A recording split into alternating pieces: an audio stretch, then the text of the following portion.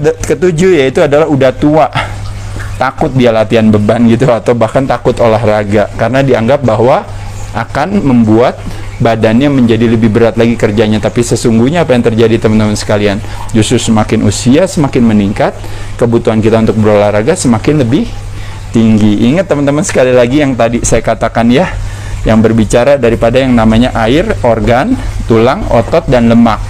Semakin umur kita 30 tahun ke atas, biasanya ada kecenderungan otot kita turun kurang lebih sekitar 1%, gara-gara nggak dilatih. Ketika umurnya udah kayak saya, udah hampir 51 tahun, terjadi penurunan 21%. Nah, otomatis tulangnya jadi berpengaruh nggak? Berpengaruh. Geraknya berpengaruh nggak? Berpengaruh. Ketika geraknya berpengaruh, ketika kita lambat, nggak melakukan berbagai aktivitas, otomatis, nah sekarang pertanyaan saya, makanan yang berlebihan yang kita konsumsikan akhirnya disimpan di dalam sel lemak, dan dia yang akan menjadi cerminan atau display daripada kualitas kesehatan kita. Kenapa? Karena di sana akhirnya muncul yang disebut dengan namanya metabolic syndrome. Apa aja yang berhubungan dengan jantung dan pembuluh darah. Tekanan darahnya naik gak?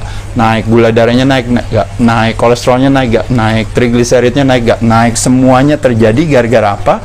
Gara-gara terjadi yang namanya sel yang tidak sensitif lagi terhadap insulin, gara-gara mulai dari makannya, dan kedua, ototnya nggak pernah dilatih, karena otot adalah sebenarnya tempat pembuangan gula terbesar di badan kita. Bahkan gara-gara rajin ototnya dilatih, semakin tua justru kita bisa mengaktifasi yang namanya insulin reseptor di badan kita, sehingga jadi gulanya bisa dipakai langsung oleh si ototnya tanpa harus memaksa tubuh untuk memproduksi insulin lebih banyak lagi.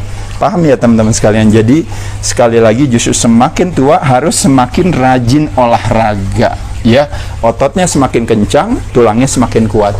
Tulangnya semakin kuat, aktivitasnya semakin tinggi ya.